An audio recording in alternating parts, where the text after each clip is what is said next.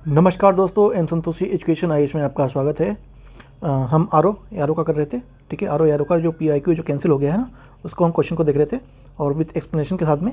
हमने last video में कहाँ तक कर लिया था, हमने 30 क्वेश्चन कर लिए थे। ठीक है, अब आज हम 31वां से शुरू करेंगे। मैं बताना चाहूँगा, कुछ लोगों की कंप्लेन थी कि जो वीडियो है वो साफ़ नहीं दिख रही है, धुंधली दिख रही है।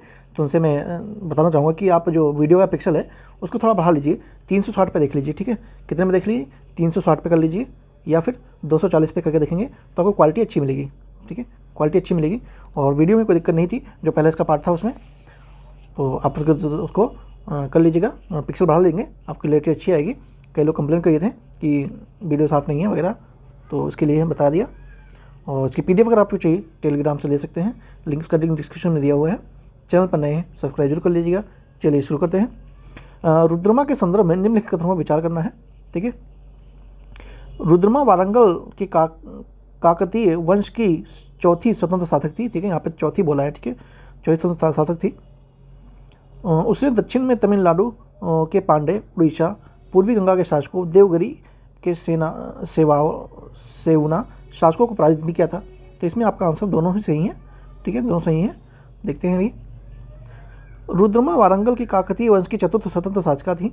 इनके पूर्व गणपति, महादेव एवं रुद्र प्रथम स्वतंत्र काकतीय शासक रहे हैं।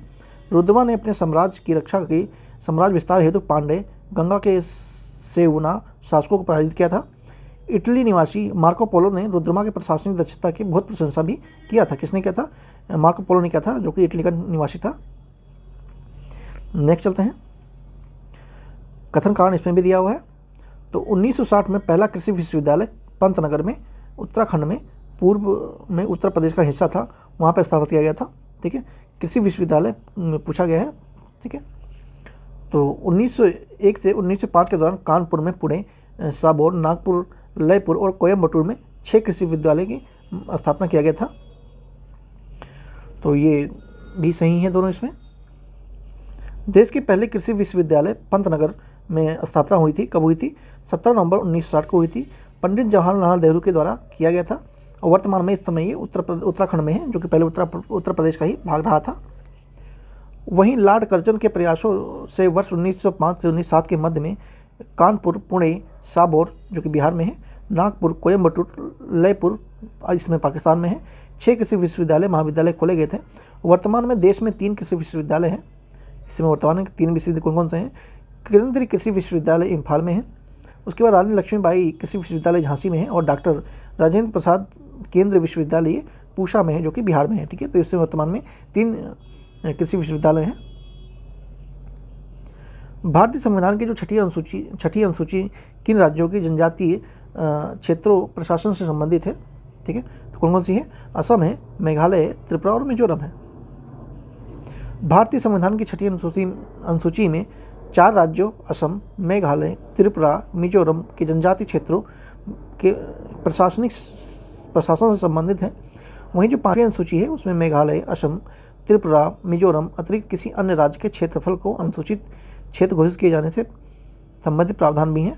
और यह घोषणा कौन करता है? तो राष्ट्रपति के द्वारा किया जाता है। ऑफिशियल लिस्ट और वन लिस्ट को सम्मिलित करना है।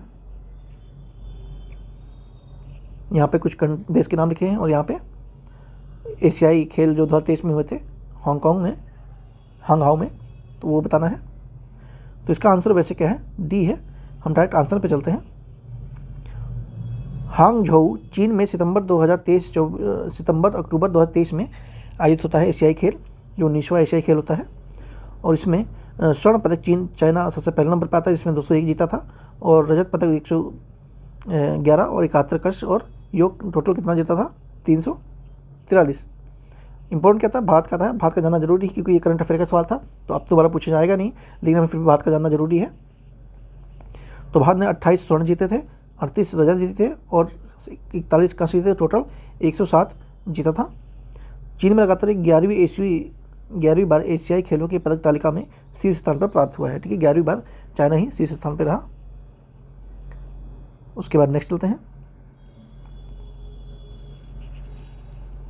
ये कुछ सूची दी गई है, इनको मिलान करना है। ठीक है, इनको मिलान करना है। तो इसका आंसर क्या है? वैसे इसका आंसर बी है। देखते हैं भी। विटामिन सी से क्या कमी होती है? स्कर्वी होता है, मसूड़ों में सूजन आ जाती है। फॉलिक एसिड से क्या होता है?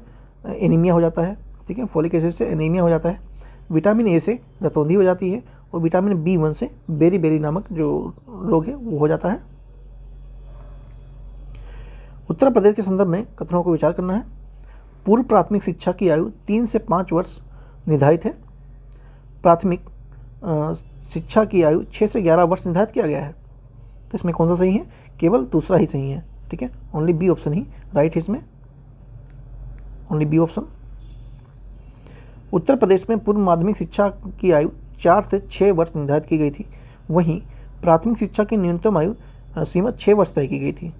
इस प्रकार प्राथमिक शिक्षा कक्षा 1 से लेकर 5 तक की है, 6 से 11 वर्ष निर्धारित है, अतः बी ऑप्शन आप सही पड़ जाता है।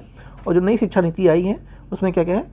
5+3+3+4, ठीक है, इसी पैटर्न पे अब दोबारा अब मतलब नई शिक्षा नीति के तहत होंगी चीज़ें आगे को, जो आने वाले टाइम में है। कई राज्यों में लागू भी कर दिया गया है।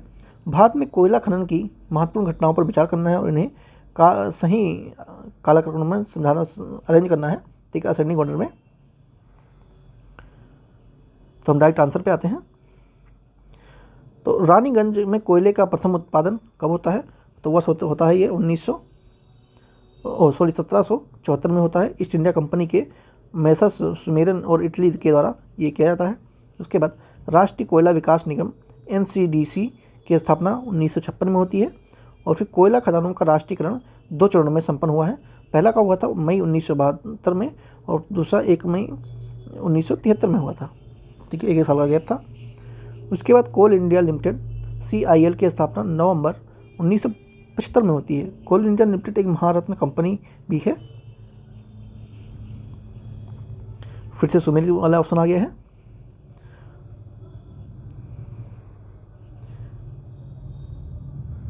विश्वतीय बायोम सबसे घना एवं संवधित जैव भार वाला बायोम बन गया है। विश्वतीय वन क्षेत्र में वर्ष भर उच्च वर्षा का तापमान रहता है। तो यहाँ पे आपका दोनों ही सही है, और AR का सही व्याख्या भी कर रहा है। विश्वतीय बायोम का विस्तार विषुवत रेखा के दोनों तरफ 5% से 10% अक्षांश तक होता है। पूरे वर्ष का तापमान उच्च तापमान रहता है। आर्द्रता एवं भारी वर्षा होने के कारण यहाँ सदाबहार वन का विकास भी होता है, ठीक है। यहाँ पे क्या होता है? अधिकतर वर्षा उच्च दाब के कारण सदाबहार वन निर्मित होते हैं, जिनकी जो सघनता होती है वो जैव भार व जैव विविधता सर्वाधिक होती है। पृथ्वी के आधे से अधिक जंतुओं व प्रजातियों की प्रजातियाँ यहाँ पाई जाती हैं। इस तरह से A और 2 दोनों सही हैं। बंकिम चंद्र चट्टोपाध्याय के संदर्भ में निम्न कथनों पर विचार कीजिए। वह या कलकत्ता विश्वविद्यालय के प्रथम स्नातक थे। सीताराम उनका अंतिम उपन्यास था, ठीक है, सीताराम उनका अंतिम उपन्यास था। तो कई बार आपको अंतिम हो गया या पहला हो गया तो ये जनरली गलत होता है, ठीक है, लेकिन कई बार सही भी हो जाता है। जैसा कि यहीं पे देख लीजिए, तो ये वाला आप तो सही है, लेकिन जो आपका ये वाला ऑप्शन है ये गलत है, अंतिम उपन्यास नहीं था। बंकिम चंद्र चट्टोपाध्याय बांग्ला साहित्य के मूर्धन्य विद्वान एवं कवि लेखक थे। उपन्यासकार के रूप में जाने जाते हैं। कलकत्ता महाविश्वविद्यालय प्रेसिडेंसी कॉलेज के स्नातक उपाधि प्राप्त करने वाले प्रथम भारतीय भी रहे हैं। दुर्गेश नंदिनी इनकी प्रथम रचना थी और सीताराम उनका अंतिम उपन्यास था, ठीक है। आनंदवन उपन्यास से उन्हें सन्यासी विद्रोह का भी वर्णन मिलता है, ठीक है।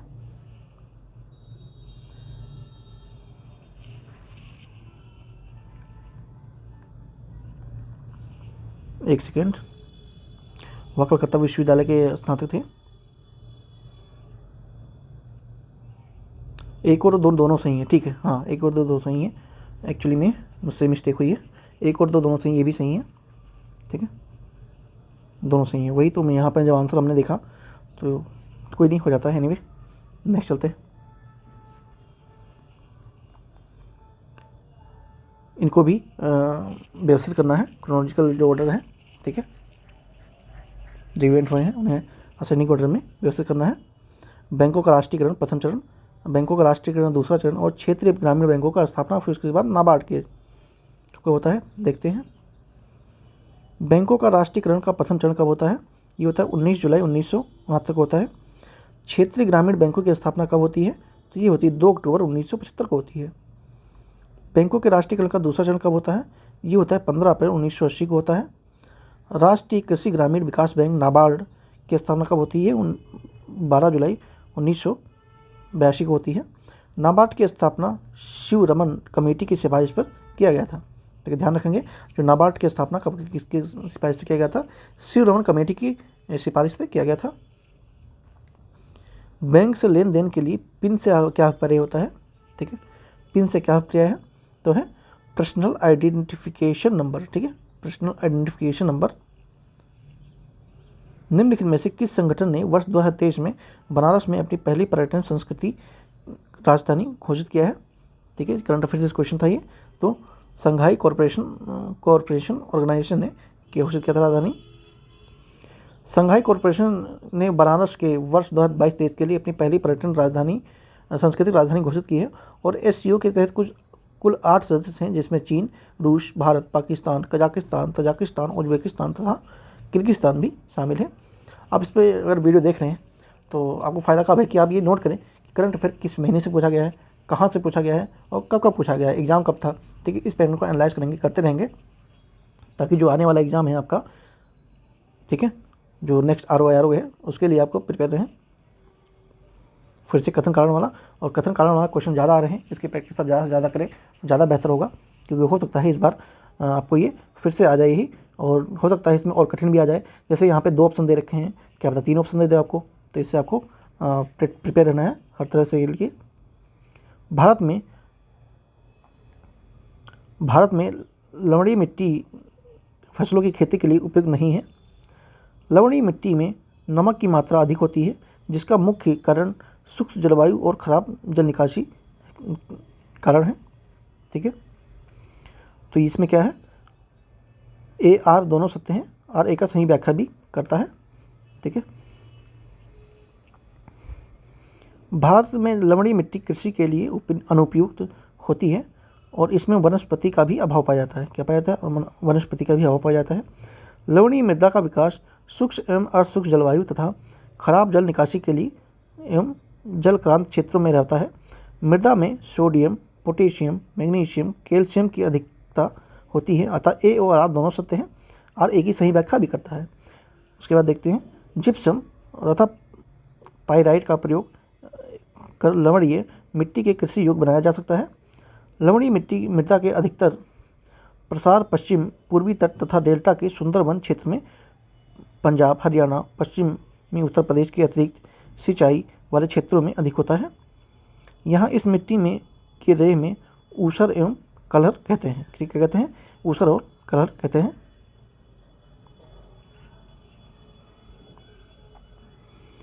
बुरहान उल मुल्क सादत खान के संदर्भ में निम्नलिखित कथनों में से कौन सा कथन सही है? ठीक है, कौन सा कथन सही है? तो अवध के स्वतंत्र राज्य एवं संस्थापक सादत खान थे। उसने सैयद बंधुओं के विरुद्ध षड्यंत्र में भाग भी लिया था। तो इसमें आपका 1 और 2 दोनों ही सही हैं। अवध के स्वतंत्र राज्य के संस्थापक सादत खान बुरहान मुल्क था। मुगल दरबार के ईरानी शिया गुट का सक्रिय सदस्य भी था। साथ में नवगठित स्वतंत्र राज्य की राजधानी फैजाबाद थी। मोहम्मद शाह के शासनकाल में निजामुल मुल्क के नेतृत्व में सैयद बंधु के खिलाफ षड्यंत्र की शुरुआत भी हुई, यहीं से होती है। और इस षड्यंत्र में जो सादत खान ने सम्राट के साथ जो साथ दिया, और साथ में नादिर शाह के आक्रमण के समय उसने शाही मामलों में भी महत्वपूर्ण भूमिका भी निभाई थी। और अपने नाम के समक्ष उसने रक्षा के लिए 1739 में आत्महत्या भी कर ली। उसका उत्तराधिकारी कौन बना? उसका भतीजा और दामाद सफदरगंज, ठीक है, अब्दुल मसर खां अवध का नवाब भी बनता है। सफदरगंज के नाम से दिल्ली में अस्पताल भी है, सिटी सफदरजंग हॉस्पिटल, और स्थान भी है। इस तरह से ध्यान रख सकते हैं। फिर से कथन और कारण वाले क्वेश्चन आ गए हैं। भारत में रबी फसलों के लिए खेती मुख्यतः रूप से पंजाब और हरियाणा जैसे उत्तर पश्चिमी राज्यों में की जाती है। इन राज्यों में रबी फसलों की सफलता सर्दियों के दौरान पश्चिमी उष्णकटिबंधीय चक्रवातों के कारण होने वाली बारिश पर भी निर्भर करता है। तो इसका आंसर क्या है? ए सत्य है किंतु आर असत्य है। ठीक है, ए सत्य है किंतु आर असत्य है। भारत में रबी फसलों की खेती मुख्य रूप से पंजाब, हरियाणा, उत्तर प्रदेश, राजस्थान, बिहार आदि राज्यों से की जाती है। अक्टूबर की शुरुआत में पश्चिमी विक्षोभ वर्षा होती है और इसके अतिरिक्त उष्णकटिबंधीय तूफान जो आर्कटिक भूमध्य सागरीय और पश्चिमी एशियाई क्षेत्र से जो नमी लाकर उत्तर पश्चिमी मध्य भारत के कुछ हिस्सों में सर्दियों में वर्षा करवाते हैं। जैसे यहाँ शीतकाल में कुछ वर्षा हो जाती है। ठीक है, रूस का कुजबास क्षेत्र के संदर्भ में इन कथनों से विचार करना है। यह कोयले और लौह का अयस्क समृद्ध है, बिल्कुल सही है। नोवेसिर्स्क इस क्षेत्र में एक महत्वपूर्ण औद्योगिक केंद्र भी है। ठीक है, देखते हैं भी आंसर में क्या दिया हुआ है। तो ए आपका सही है, इसमें एक और दोनों सही हैं। रूस का कुजबास क्षेत्र कोयला और लौह अयस्क में समृद्ध है।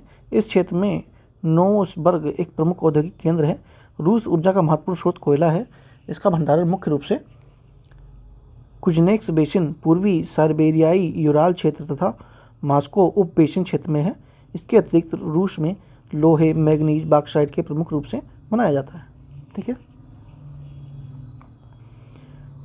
कथन कारण फिर से दिया गया है। अक्टूबर 1940 में महात्मा गांधी जी ने कुछ चुने हुए लोगों द्वारा सीमित सत्याग्रह का आह्वान किया था। यह सत्याग्रह इसलिए सीमित रखा गया था ताकि ब्रिटेन में युद्ध प्रयासों को ठोस पहुंचे। तो इसका आंसर क्या है? ए सत्य है किंतु जो आर है वो असत्य है। अक्टूबर 1940 में महात्मा गांधी ने कुछ गिने चुने हुए लोगों द्वारा सीमित सत्याग्रह का आह्वान शुरू किया। इस सत्याग्रह को सीमित रखने का महत्वपूर्ण कारण यह था कि अंग्रेज सरकार अध्यादेश पर अध्यादेश जारी कर रही थी तथा अभिव्यक्ति एवं प्रेस की आज़ादी के साथ साथ सभा और संगठन की अधिकार धड़ाधड़ छीन रही थी, मतलब लगातार छीनी जा रही थी और देश के मजदूरों को उनके प्रकार से परेशान किया जा रहा था। साथ में उन्हें गिरफ्तार करके जेल में डाला जा रहा था। जाहिर था कि कांग्रेस द्वारा जनसंघर्ष छोड़ने का फैसला करते हुए उन्हें कुचल दिया जाता था। व्यक्तिगत सत्ता के प्रथम सत्याग्रही विनोबा भावे और दूसरे जवाहरलाल नेहरू थे। इंपॉर्टेंट फैक्ट है, ध्यान रखेंगे। बिपिन चंद्र पाल के संदर्भ में कौन सा कथन असत्य है और सत्य है, सॉरी। ठीक है, ये ध्यान रखेंगे, क्वेश्चन पढ़ते में सत्य असत्य पूछा गया है। वे ब्रह्म समाज के नेता एवं सुधारक थे, बिल्कुल थे। न्यू इंडिया नामक साप्ताहिक पत्रिका प्रकाशन किया गया था, तो ये भी किया गया था। बहुत हो, एक और दो दोनों सही है। बिपिन चंद्र पाल एक ब्रह्म समाजी नेता तो थे एवं समाज सुधारक भी थे। इनके स्वतंत्र चेतना और उनके जीवन से बहुत अधिक सामाजिक बुराइयां और प्रथाओं को ब्रह्म समाज के झंडे तले विरोध करने के लिए प्रेरित किया गया था। ये जाति के खिलाफ थे। इन्होंने वर्ष 1892 में न्यू इंडिया नामक साप्ताहिक पत्रिका का भी प्रकाशन किया था। इनकी अन्य पत्रिकाएं कौन कौन सी हैं? परिदर्शक है, ठीक है, परिदर्शक है 1880 में। बंगाल पब्लिक ओपिनियन है 1882 में लॉन्च हुआ। और लाहौर ट्रिब्यूनल है जो कि 1887 में। स्वराज 1908 से 11 में और बंगाली 1924 से 25 में रिलीज हुआ था। सूची 1 और सूची को 2 में सम्मिलित करना है। ठीक है, ऑयल रिफाइनिंग, शोधनशाला, बरौनी, बोंगाईगांव, बीना और कोयली। ठीक है, यहाँ पे क्या है? असम, बिहार, गुजरात और मध्य प्रदेश। ठीक है, तो बरौनी आप लोग जानते हैं कहाँ पे है। ठीक है, चलिए आंसर पे डायरेक्ट चलते हैं, टाइम वेस्ट करने से कोई मतलब है नहीं, है ना, क्योंकि यहाँ पे आंसर पता ही लगेगा। आंसर है जब बरौनी बिहार में है, बोंगाई असम में है, बीना आपका मध्य प्रदेश में पड़ता है और कोयलाई ये गुजरात में पड़ता है। हमने रीजनिंग और मैथ वाले क्वेश्चन छोड़ने के लिए कहा था, वो हम किसी और वीडियो में करेंगे।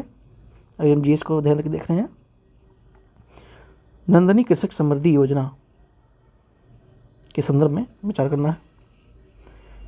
इस योजना के केवल साहीवाल, गिर, थरपाकर एवं गंगा तेरी प्रजाति के दुधारू गायों की ही नस्लें शामिल की गई हैं। लाभार्थी के पास गोपालन का कम से कम 1 वर्ष का अनुभव होना आवश्यक है इसके लिए। इसका आंसर क्या है? ओनली 1 ही सही है। नंद बाबा दुग्ध मिशन के अंतर्गत गोवंशीय पशुओं की नस्ल सुधार एवं दूध उत्पादन की वृद्धि हेतु नंदनी कृषक समृद्धि योजना शुरू की गई है, जिसके तहत 25 दुधारू गायों 35 इकाइयों में स्थापित की जाएंगी। दुधारू गायों से साहीवाल, गिरी, थरपाकर एवं गंगा तीरी प्रजाति के की गायें शामिल की जाएंगी। इस योजना के अंतर्गत लाभार्थी को स्थानीय निवासी होना आवश्यक है। गोपालन या महिष पालन का कम से कम 3 वर्षों का, ठीक है, 1 वर्ष का नहीं है, 3 वर्षों का अनुभव हो, जिसका प्रमाण संबंधित मुख्य पशु चिकित्सा अधिकारी द्वारा दिया गया हो। साथ ही इकाई स्थापना के लिए 0.5 एकड़ भूमि, चारा उत्पादन के लिए 1.5 एकड़ की स्वयं की अथवा कम से कम 7 वर्षों के लिए लीज पर ली गई हो, तभी आपको इसकी परमिशन दी जाएगी। ठीक है, नेक्स्ट चलते हैं। 1 वाट श्रीलंकारा 20 वाट की क्षमता बल्ब 24 घंटे रोशन किए जाते हैं, बिजली का कितनी यूनिट खपत होगी? ठीक है, तो ये आपका रीजनिंग वाला था, कोई नहीं, देख लीजिए, 72 यूनिट होगा। उसके बाद निम्नलिखित शासकों में से विचार करना है, वो असेंडिंग ऑर्डर में अरेंज करना है मुगल एम्पायर को। तो बहादुर शाह, इसका समयकाल क्या था? 1717 से 1712। जहादर शाह 1712 से 1713। फर्रुखशियार 1713 से 1719। मोहम्मद शाह 1719 से 1748 ईस्वी तक था शासनकाल, याद रखेंगे।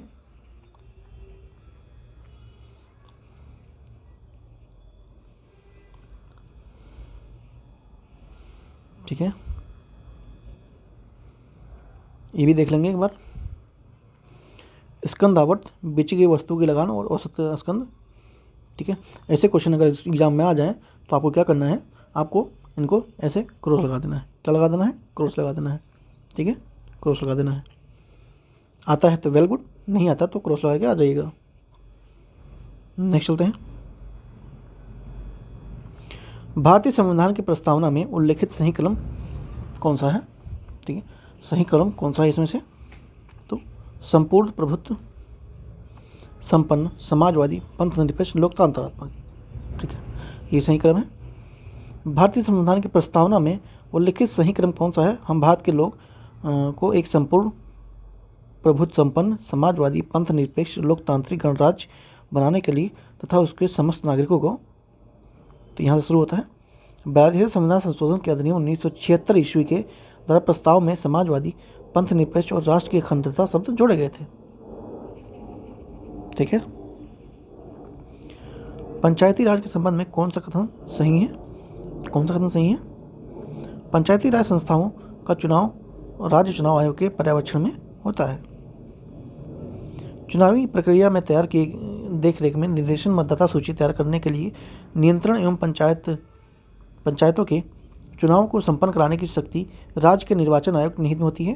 साथ में जो माध्यमिक गांव तथा जल स्तर के पंचायतों सभी के सदस्यों को सीधे चुने जाएंगे। इसके अलावा माध्यमिक जो जिला स्तर के पंचायत और अध्यक्ष चुनाव का सदस्यों द्वारा उन्हीं के अप्रत्यक्ष रूप से होता है।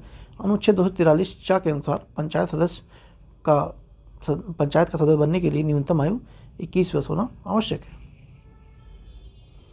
ठीक है, एक मार्क के संबंध में निम्न कथनों में से कौन सा कथन सही है? एक मार्क कृषि उत्पादनों के लिए गुणवत्ता का सूचक है। एक मार्क का प्रमाण पत्र भारतीय खाद्य निगम लिमिटेड द्वारा जारी किया जाता है। केवल एक ही सही है आपका इसमें से। एक मार्क कृषि उत्पादों के लिए गुणवत्ता सूचक का एक मार्क प्रमाण पत्र का विपणन एवं निदेशालय कृषि एवं किसान मंत्रालय द्वारा भारत सरकार द्वारा किया जाता है। इसे भारत की कृषि उपज ग्रेडिंग एंड मार्केटिंग अधिनियम 1937 द्वारा कानूनी रूप से लागू किया गया था। वर्तमान में एक मार्क में 222 कृषि वस्तुएं शामिल हैं। इसका मुख्यालय हरियाणा में है और वर्तमान में उत्पादों में प्रमाणित करने के मानक खाद्य सुरक्षा और मानक अधिनियम 2006 के अनुसार निर्धारित किए गए हैं और यह खाद्य तेल एवं वसा के प्रकारों का अनिवार्य इसमें करता है। उत्तर प्रदेश में 9 आर्थिक क्षेत्र में बटा हुआ है। उत्तर प्रदेश में 11 कृषि जलवायु क्षेत्र हैं। तो आपका इसमें ना तो एक सही है और ना ही 2 सही हैं। बी आंसर हो जाएगा। क्यों? देखते हैं। उत्तर प्रदेश 4 आर्थिक जोन में बटा हुआ है। ठीक है, 4 आर्थिक जोनों में बटा हुआ है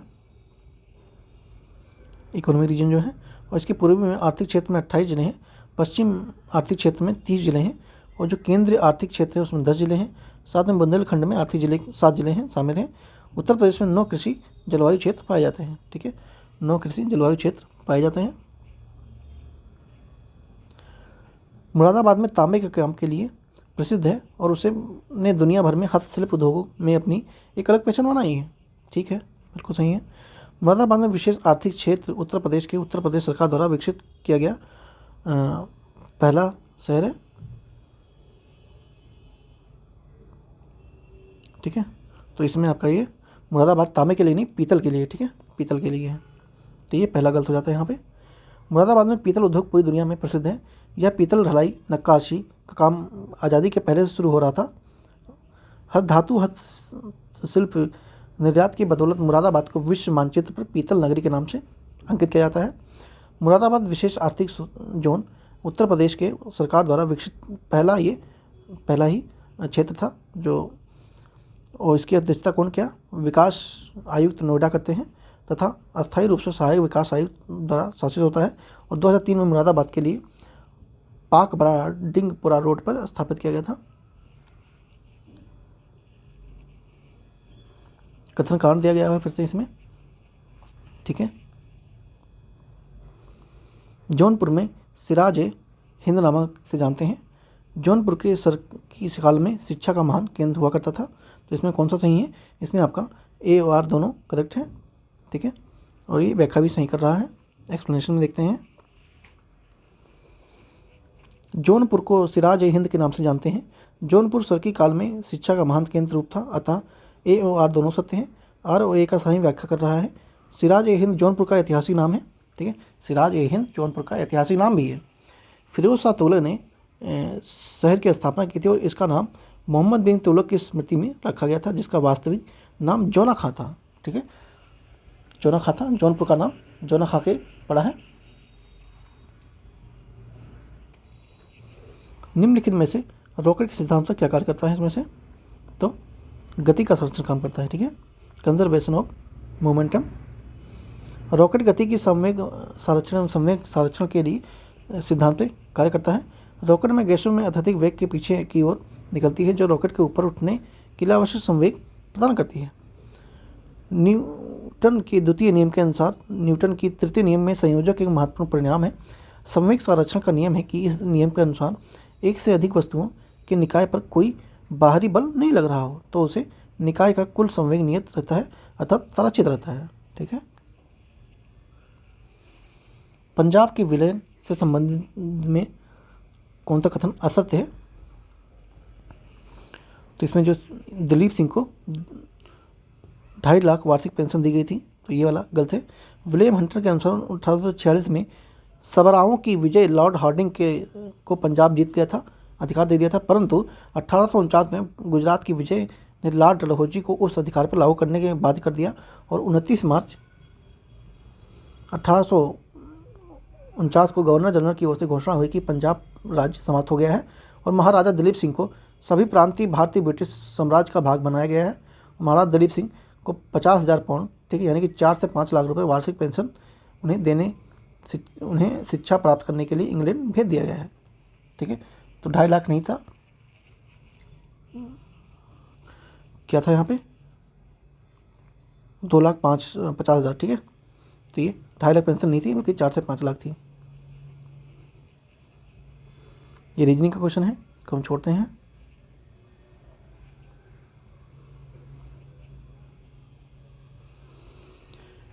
करंट अफेयर से क्वेश्चन है, वैसे अब तो आएगा है नहीं, बट फिर भी एक बार देख लीजिए, देखना जरूरी क्योंकि पता लगेगा कहाँ से क्वेश्चन आता है। 69वें फिल्म पुरस्कार 2021 के संदर्भ में कौन सा कथन सही है? ठीक है, तो RR के गंगूबाई काठियावाड़ी क्रमशः 5 और 6 रेटिंग 5 से 6 राष्ट्रीय पुरस्कार मिले। रॉकेट द नब्बी इफेक्ट सर्वप्रथम फीचर फिल्म का अवार्ड पुरस्कार जीता है। तो इसमें से आपका केवल 2 ही सही है, पहला नहीं है। 59वें फिल्म फेयर अवार्ड 2021 की सूचना के अनुसार प्रसारण मंत्रालय द्वारा भारत में 24 अगस्त 2023 को घोषित होता है, जिसमें रॉकेट द नब्बी इफेक्ट हिंदी की सर्वश्रेष्ठ फिल्म फीचर घोषित किया गया था। इसका निर्देशालय R माधवन द्वारा किया गया था। 68वें फिल्म फेयर अवार्ड 27 अप्रैल 2023 को किया गया था। इसके तहत सर्वश्रेष्ठ फिल्म अवार्ड गंगूबाई काठियावाड़ी को दिया गया था। ठीक है, तो करंट अफेयर कहाँ से आया है? देखा आपने, फिल्म फेयर अवार्ड से आया है। ठीक है, इस बार भी आप देख के जाएंगे अच्छे से, जो भी फिल्म फेयर अवार्ड आयोजित हुआ है या होने वाला है। ठीक है,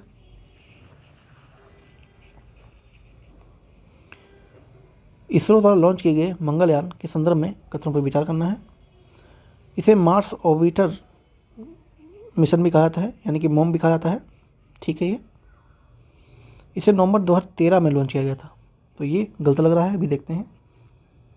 ठीक है, नहीं दोनों सही हैं। ठीक है, हाँ दोनों सही हैं, देखते हैं कैसे सही है। अभी मार्स ऑर्बिटर मिशन मोम, जिसे औपचारिक रूप से मंगलयान के नाम से जाना जाता है, इस 24 सितंबर 2014 को मंगलयान की परिक्रमा कर रहा एक अंतरिक्ष यान है, और 5 नवंबर 2013 को भारतीय अंतरिक्ष अनुसंधान इसरो ने इसे लॉन्च किया था। ठीक है, हाँ तो ये लॉन्च डेट पूछी गई है। ठीक है,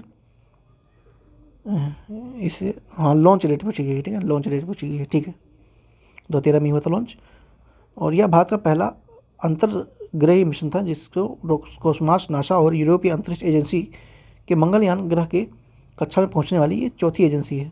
ठीक है, फोर्थ है।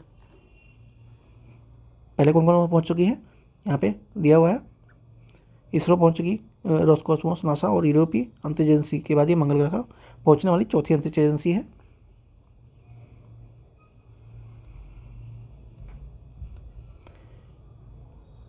सही क्रम में व्यवस्थित करना है। आईआईटी का मतलब है पंजीकृत व्यक्ति द्वारा प्राप्त वस्तुओं और सेवाओं दोनों की आपूर्ति इनपुट टैक्स क्रेडिट में होती है। आईआईटी की पात्रता जो इस प्रकार हो सकती है: कर योग्य आपूर्ति, गैर कर योग्य आपूर्ति और शून्य रोडेट आपूर्ति। तो ये केवल इसमें एक ही सही है। आईआईटी अर्थात इनपुट टैक्स क्रेडिट का मतलब होता है किसी पंजीकृत व्यक्ति द्वारा प्राप्त वस्तुओं और सेवाओं दोनों आपूर्ति किए गए हों टैक्स भुगतान के लिए।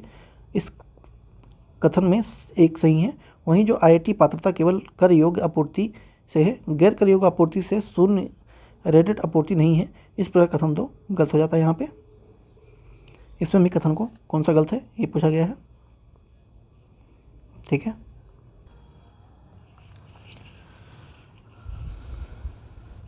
मौलिक अधिकार में संविधान के भाग 3 में यूएस के बिल ऑफ राइट्स पर आधारित है। संविधान के एक अनुच्छेद 21 के अंतर्गत मृत्यु का अधिकार मूलभूत अधिकार माना जाता है। भारतीय संविधान के एक पूर्ण संघीय संविधान है। भारतीय संविधान के अनुसार मूलभूत अधिकारों को हटाया जा सकता है। ठीक है, तो इसमें केवल BCD ही सही है, पहला सही नहीं है। ठीक है, मौलिक अधिकार भाग 3 में यूएस बिल ऑफ राइट्स पर आधारित है। देखते हैं एक्सप्लेनेशन में। संविधान के भाग 3 में अनुच्छेद 12 से 35 तक मूल अधिकारों का विवरण है। ये मूल अधिकार संयुक्त राज्य अमेरिका की बिल ऑफ राइट्स पर आधारित हैं। संविधान के मूल अधिकार असीमित नहीं है, राज्य द्वारा युक्ति निर्बलों के आधार पर इनको सीमित किया जा सकता है। अतः अधिकार अस्थायी नहीं है, अर्थात संसद के अनुच्छेद 368 के अंतर्गत संविधान संशोधन के माध्यम से इसे घटा बढ़ा सकती है। भारत के शासन के रूप में संघात्मक रहता है, किंतु संकट के समय वह एकात्मक रूप धारण कर लेता है। संविधान के अनुच्छेद 21 के अंतर्गत मृत्यु का अधिकार मूलभूत अधिकार नहीं है। अनुच्छेद 21 में कहा गया है कि व्यक्ति को उसके प्राण एवं दैहिक स्वतंत्रता से विधि द्वारा स्थापित जो प्रक्रिया है उससे वंचित नहीं किया जा सकता है। अन्यथा आर्टिकल 21 का अधिकार इस तरह से है: मानवीय प्रतिष्ठा के साथ जीने का अधिकार सबको दिया गया है, जीवन की रक्षा के लिए अधिकार सबको दिया गया है, निजता का अधिकार भी सबको दिया गया है और स्वास्थ्य अधिकार भी सबको प्रदान किया गया है। फिर से सूची 1 और 2 को सुमिलित करना है। देखते हैं क्या क्या है सूची में। लखनऊ राज्य ललित कला अकादमी, उत्तर प्रदेश नाटक अकादमी, भारतीय हिंदू नाटक अकादमी और अयोध्या शोध संस्थान अयोध्या।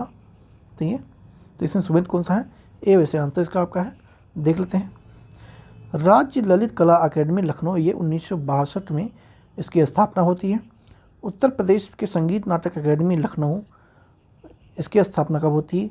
63 में होती है। ध्यान रखेंगे, आसपास के ही हैं। भारतीय हिंदू नाटक अकादमी लखनऊ की स्थापना 1975 में की जाती है और अयोध्या शोध संस्थान अयोध्या का इसमें 1986 में किया जाता है। कथन और कारण दिया गया है, फिर से देखते हैं। संविधान संघ कार्यपालिका की शक्ति राष्ट्रपति में निहित होती है। ठीक है। भारत का राष्ट्रीय राज्य संवैधानिक प्रमुख होता है। भारत का राष्ट्रपति राज्य का संवैधानिक प्रमुख होता है। तो ये लगभग आपका ये ए सत्य है, किंतु दूसरा जो है वो सत्य है। क्यों सत्य है देखते हैं। संविधान के अनुच्छेद 53 कहता है, क्या कहता है कि अगर संघ की कार्यपालिका की जो शक्ति है वो राष्ट्रपति में तो होंगी ही, साथ में जिसका प्रयोग वह स्वयं के अधीनस्थ आयोग के द्वारा कर सकेगा। ये अपने मन से कर सकता है, किसी से विचार विमर्श करके कर सकता है। वो डिपेंड करता है राष्ट्रपति की इच्छा पे, कैसे वो शक्तियों का प्रयोग करना चाहता है। भारत के राज्य का संवैधानिक प्रमुख राज्यपाल होता है। ठीक है, भारत के संवैधानिक प्रमुख का राज्य कौन होता है? राज्यपाल होता है। संविधान के अनुच्छेद 154 में प्रावधान है कि राज्य की कार्यपालिका की शक्तियां राज्यपाल में निहित होंगी, इस तथा वह शक्ति का प्रयोग स्वयं या अपने अधीनस्थ अधिकारियों के द्वारा कर पाएगा। ठीक है। अफ्रीका में विक्टोरिया जलप्रपात के संदर्भ में कथन कौन सा सही है? यह जाम्बेजी और मेजाम्बी सीमा के में पर अवस्थित है या जेम्बांजी नदी पर स्थित है। ठीक है, किसकी बात हो रही है? विक्टोरिया झील की हो रही है बात। देखते हैं अभी, तो इसका सिर्फ 2 सही है। अभी देखते हैं कहाँ कहाँ है। अफ्रीका की विक्टोरिया जलप्रपात जम्बेजी नदी पर स्थित है। यह जम्बेजी और जिम्बाब्वे के बीच सीमा स्थित है तथा किसके बीच है? जिम्बाब्वे और जाम्बिया के, तथा विश्व की सबसे बड़े जलप्रांतों में से एक है ये। 1989 में विक्टोरिया जलप्रपात को विश्व धरोहर के स्थल के रूप में शामिल कर लिया गया था। कब कर लिया गया था? 1989 में। फिर से मैथ का क्वेश्चन आ गया है, मैथ का नहीं रीजनिंग का है। ठीक है, इसको हम बाद में करेंगे। फिर से कथन और कारण देख रहे हैं। कथन और कारण वाले क्वेश्चन कितने हैं? लगभग ये आपके कितने हैं? 45 प्लस या 45 to 50 क्वेश्चन आपके कथन और कारण वाले ही पूछे गए हैं। पूरे पेपर में देखेंगे तो मतलब पेपर का लगभग 2/4।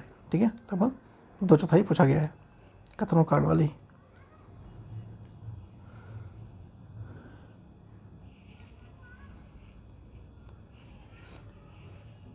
बढ़ती आबादी का पेट भरने के लिए भारतीय कृषि में महत्वपूर्ण तकनीक और संस्थागत सुधारों की आवश्यकता है। ठीक है, बढ़ती आबादी को पेट भरने के लिए भारतीय कृषि में महत्वपूर्ण तकनीक और संस्थानोंगत सुधारों की आवश्यकता है, ये कथन है। इसके कारण क्या देखते हैं। भारत में कई हिस्सों में बड़ी संख्या में किसान अभी भी कृषि के लिए मानसूनी वर्षा और मिट्टी की प्राकृतिक उर्वरता पर निर्भर करते हैं। ठीक है, तो दोनों सही हैं और व्याख्या भी नहीं करता, लेकिन ठीक है सही दोनों हैं और तो व्याख्या नहीं करता है। बढ़ती आबादी का पेट भरने के लिए भारतीय कृषि में महत्वपूर्ण तकनीकी और संस्थागत सुधारों की आवश्यकता है, क्योंकि भारत की उत्पादकता अभी भी विश्व के कई देशों के मुकाबले में कम है। भारत में कई हिस्सों में बड़ी संख्या में किसान अभी भी कृषि के लिए मानसूनी वर्षा और मिट्टी की प्रकृति उर्वरता पर निर्भर करता है, अतः कथन कारण दोनों सही हैं। ठीक है, नेक्स्ट चलते हैं। आप अगर अभी मतलब वीडियो बने हुए हैं, सब्सक्राइब नहीं किया हो तो प्लीज़ सब्सक्राइब जरूर कर लीजिएगा।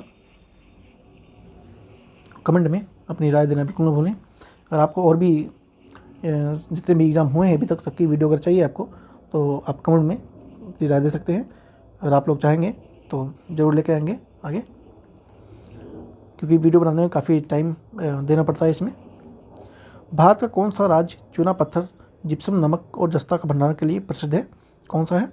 राजस्थान है। ठीक है, राजस्थान है। भारत का राजस्थान राज्य चूना पत्थर, जिप्सम, नमक और जस्ता भंडारण के लिए प्रसिद्ध है। इनके मुख्य निक्षेपण जोधपुर, नागपुर, बीकानेर की तीसरी तृतीयक मिट्टी और शैलों में पाए जाते हैं। जिप्सम कैल्शियम एक हाइड्रेट सल्फेट है जो सफ़ेद, अपारदर्शी तथा पारदर्शी के रूप में बेट या बैंड में तलछटी संरचनाओं जैसे कि चूना पत्थर, सैंडस्टोन और शेल्स में होता है। भारत में खनिज संपदा का विवरण बेहद समान है। भारत के गुजरात और असम में पेट्रोलियम के बड़े बड़े भंडार हैं, वहीं राजस्थान में अत्यधिक खनिजों के भंडार मौजूद मिलते हैं। फिर से ये मैथ का क्वेश्चन आ गया, इसको छोड़ते हैं, आगे बढ़ते हैं। गाजा पट्टी में निम्नलिखित कथनों में से कौन सा सही है? ठीक है, गाजा पट्टी के बारे में पूछा हुआ है। इसकी सीमा मिस्र से लगती है, गाजा पट्टी की। इसमें बहुत मिडल ईस्ट काफ़ी चर्चा में है, ठीक है, इजराइल और ईरान को लेके। इसकी सीमा इजराइल से लगती है, तो ये दोनों ही आपके सही हैं। गाजा पट्टी इजराइल के दक्षिणी पश्चिमी भाग में स्थित 6 से 10 किलोमीटर चौड़ा है तथा 45 किलोमीटर लंबा है। इसकी 3 ओर से इजराइल का नियंत्रण है और दक्षिण में मिस्र है। हालांकि भू क्षेत्र के 2 तरफ इजराइल की सीमा है, साथ में पश्चिम की सीमा भूमध्य सागर से लगी है, जिसका नियंत्रण इजराइल द्वारा किया जाता है।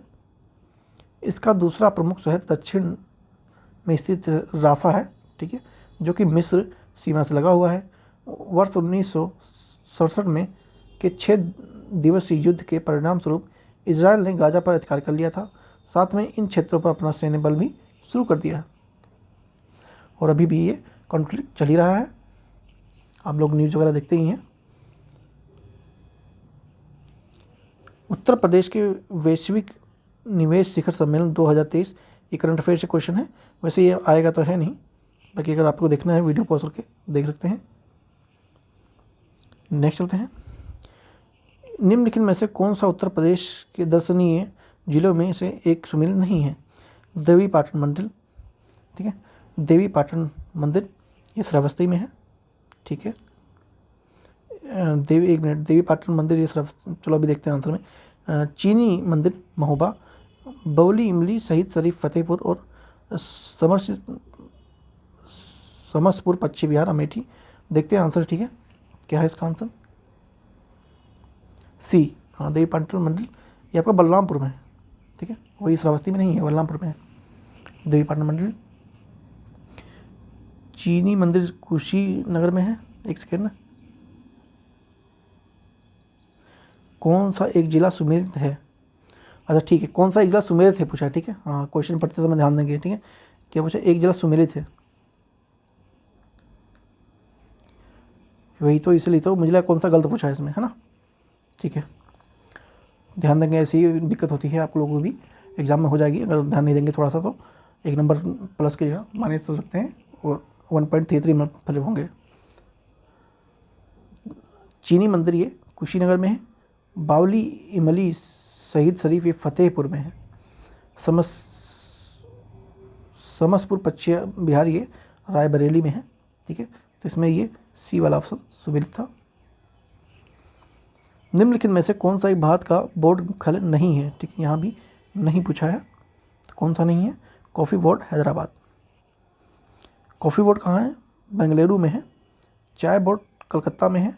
मसाला बोर्ड ये आपका कोची में है और रबर बोर्ड ये कोयटम में है, ठीक है। रबर बोर्ड कहाँ पे है? कोयटम में है। राजधानी दिया हुआ है और कंट्री दिया हुआ है, इनको मैच करना है, ठीक है। कंपाला, ठीक है, कंपाला कहाँ पे है? युगांडा में है। डायरेक्ट आंसर पे चलते हैं। आंसर इसका वैसे सी है। कंपाला ये युगांडा में पड़ जाता है। किगाली रावंडा में है और किसाना और किसासा ये कोंगो में है और खार्तूम ये सूडान में पड़ जाता है, ठीक है।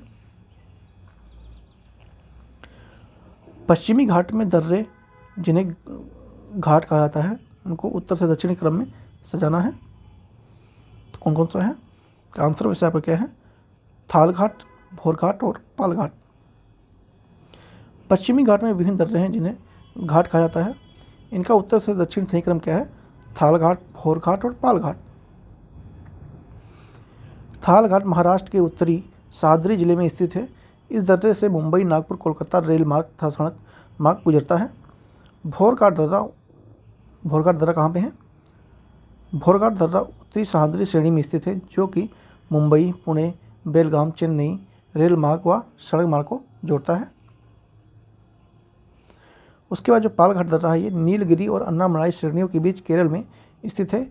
इस दर्रे से कालीकट, त्रिचूर, कोयम्बटूर, इंदौर के रेल मार्ग व सड़क मार्ग यहाँ से गुजरते हैं, ठीक है।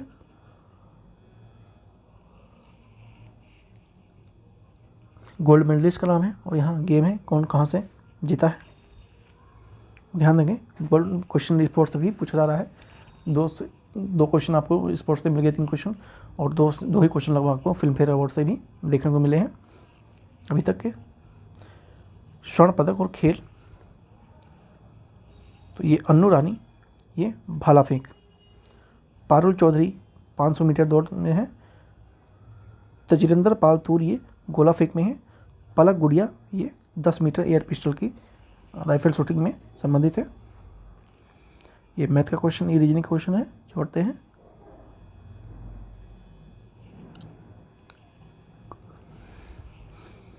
लिस्ट दिया हुआ है उत्पाद और जिला, ठीक है।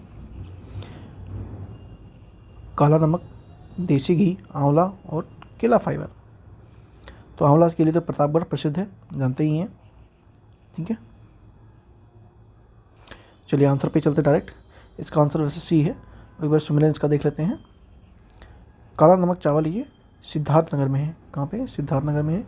देसी घी ये औरैया में है, और आंवला प्रतापगढ़ में मिलता है। केला फाइबर ये कुशीनगर में इसकी बहुतायत मात्रा आपको देखने को मिल जाती है। ये ऐसे चीज़ें हैं जहाँ पे इनको जीआई टैग ऑलरेडी मिला हुआ है, ठीक है। तो जीआई टैग से क्वेश्चन जनरली था देखा जाए तो कौन से स्टेट की क्या क्या फेमस है, तो वही यहाँ पर ये दिया गया है। नेक्स्ट चलते हैं। तुलसीदास के संदर्भ में निम्नलिखित कथनों में से कौन सा सही है? तुलसीदास का जन्म बांदा के जनपद रजापुर नामक ग्राम में हुआ था। उनकी पत्नी का नाम गीतावली था, ठीक है। उनकी पत्नी का नाम गीतावली था। तो आपका आंसर इसमें सी है, ओनली 1 सही है, दूसरा वाला गलत है, गीतावली नहीं था। एक बार देख लेते हैं क्या पूछा है। हाँ ठीक है, सही पूछा है। चलिए एक्सप्लेनेशन पे चलते हैं।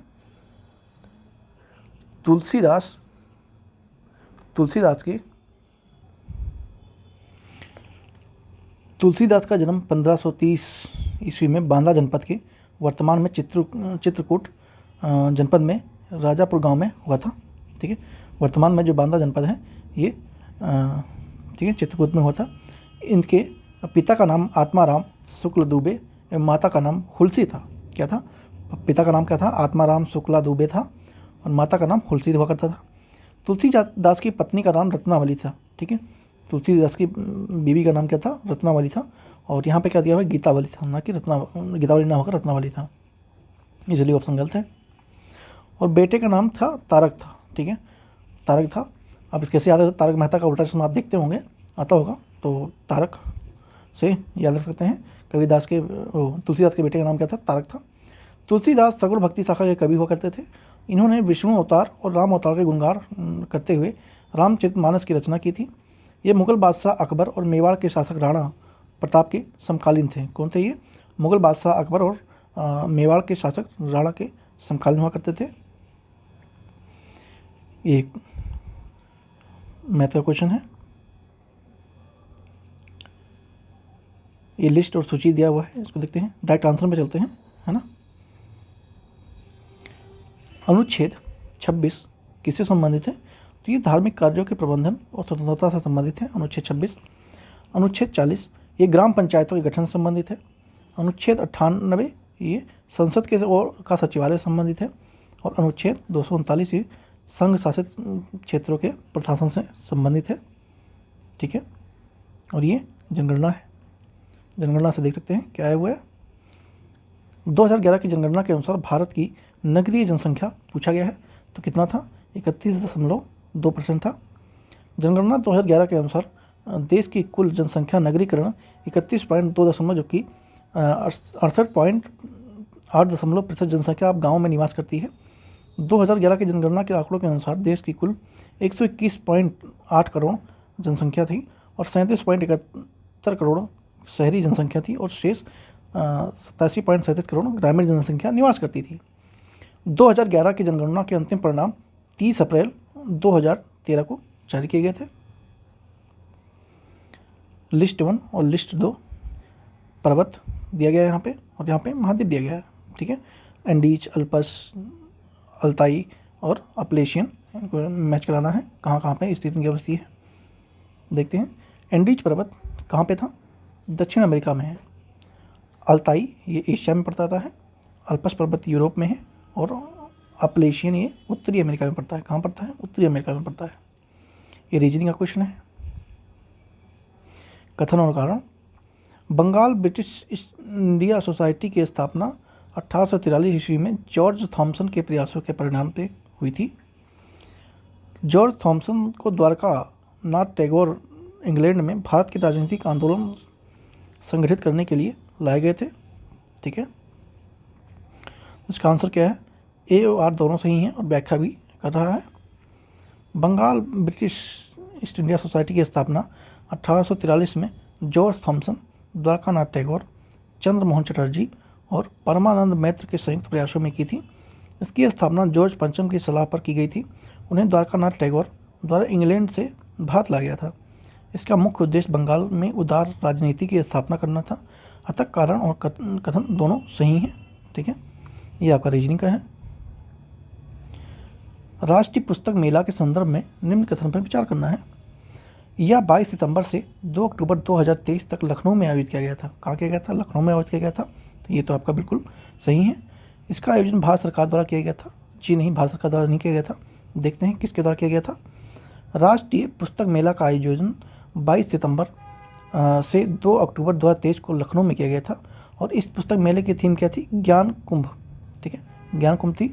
इसका आयोजन केटी फाउंडेशन तथा फोर्स बुक्स के द्वारा किया गया था। किसके द्वारा? केटी फाउंडेशन और फोर्स बुक के द्वारा किया गया था।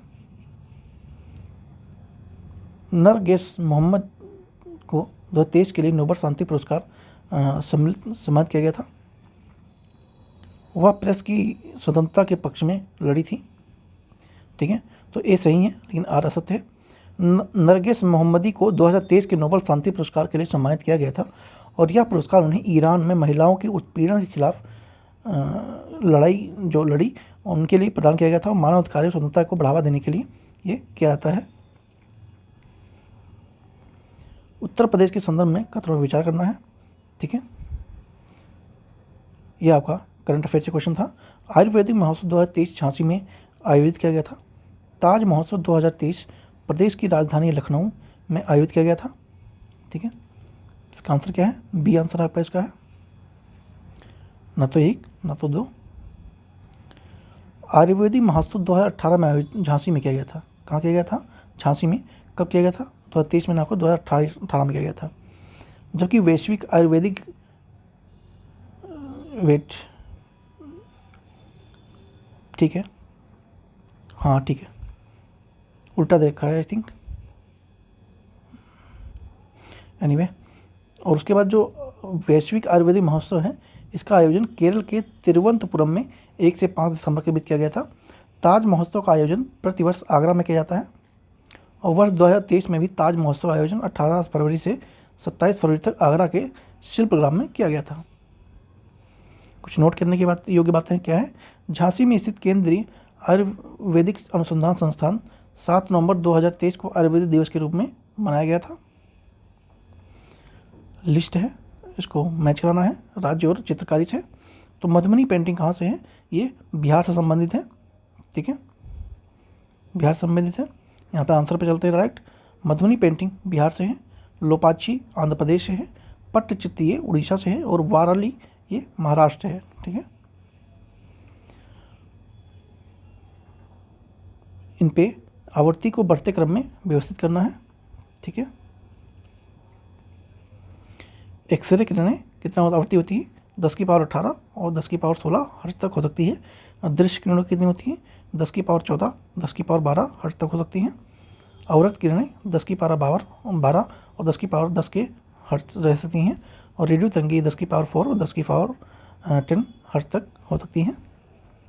उत्तर प्रदेश संगीत नाटक अकादमी के संदर्भ में निम्न कथनों पर विचार करना है। इसकी स्थापना 1965 में होती है। यह बनारस में स्थित है। ठीक है, ये बनारस में स्थित है। तो ये न तो एक सही है और न 2 सही हैं। देखते हैं क्या सही है। उत्तर प्रदेश संगीत नाटक अकादमी राज्य से संगीत, नृत्य और नाट्य कला को समन्वित करने के लिए, उनका विकास करने के लिए 13 नवंबर 1963 को स्थापित किया गया था। यह प्रदेश की राजधानी लखनऊ में स्थित है।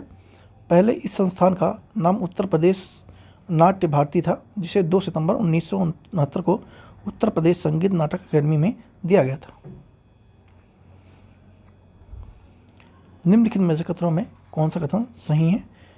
चीनी उद्योग प्रारंभ करने में उत्तर प्रदेश चीनी उद्योग प्रारंभ में उत्तर प्रदेश में था।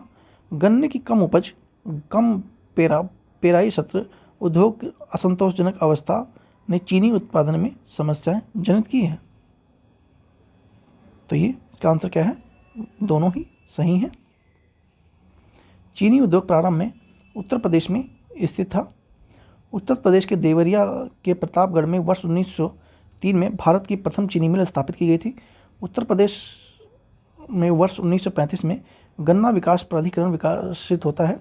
सरकार ने गन्ना कृषकों की मदद से कृषि से शुगर फैक्ट्री एक्ट 1929 लागू किया था। गन्ना उद्योग में कम उपज, कम पेराई उद्योग की असंतोष अवस्था में चीनी उत्पादों में समस्या उत्पन्न करना लाजमी है।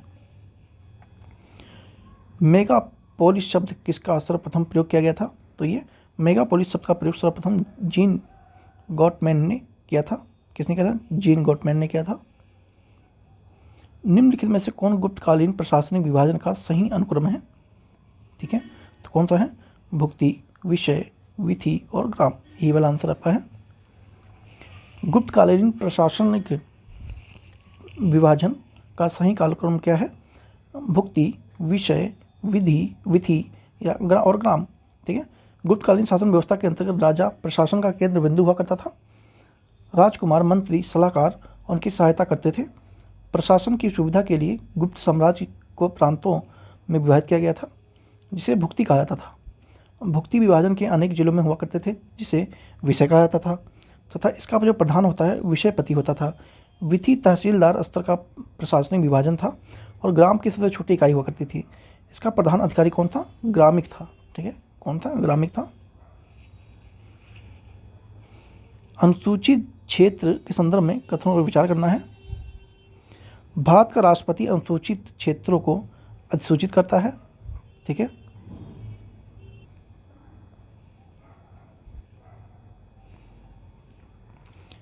अनुसूचित क्षेत्र में वाले राज्यों को जनजातीय सलाहकार परिषद का गठन किया जाता है। तो इसमें से आपका दोनों ही सही हैं। अनुसूचित क्षेत्र के संदर्भ में उपयुक्त दिए गए दोनों कथन सत्य हैं। भारत के राष्ट्रपति अनुसूचित क्षेत्रों को अधिसूचना करते हैं और अनुसूचित क्षेत्रों वाले राज्यों को अनुसूचित करते हैं के कल्याण संबंधी मामलों में राज्यपाल को सलाह देने के लिए एक जनजातीय सलाहकार परिषद का गठन होता है। ठीक है, राज्य के नीति निर्देशक सिद्धांत के संदर्भ में निम्न कथनों पर विचार करना है।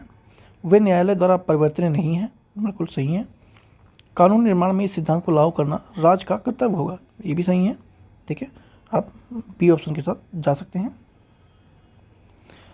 राज्य नीति निर्देश सिद्धांतों का उल्लेख संविधान के भाग 4 में अनुच्छेद 36 से 51 में किया गया है। नीति निर्देशक सिद्धांत न्यायालय द्वारा परिवर्तनीय नहीं होंगे, किंतु निर्माण में इन सिद्धांतों को लागू करना राज्य का कर्तव्य माना जाएगा। ठीक है, कोल बेस्ड पावर प्लांट और लोकेशन कहाँ कहाँ है? कोयला आधारित बिजली संयंत्र कहलगांव, खरगोन, कोरबा और कुडगी। ठीक है, यहाँ देते हैं कोयला आधारित बिजली संयंत्र यहाँ पे हैं और राज्य यहाँ पे अवस्थित हैं। वैसे इसका आंसर डी है। बाकी देख लेते हैं और अच्छे से कहाँ कहाँ पर है आंसर इसका। कहलगांव कहाँ पे है? बिहार में है। खरगोन मध्य प्रदेश में है। कोरबा छत्तीसगढ़ में है। कुडगी ये कर्नाटक में पड़ता है। ठीक है, कुडगी कर्नाटक में पड़ता है। कोयला निम्नलिखित संदर्भों में कथनों पर विचार कीजिए। भारत दुनिया में कोयले के अग्रणी उत्पादों में से एक है। भारत के झारखंड और छत्तीसगढ़ जैसे राज्यों में कोयले का विशाल भंडार मिलते हैं।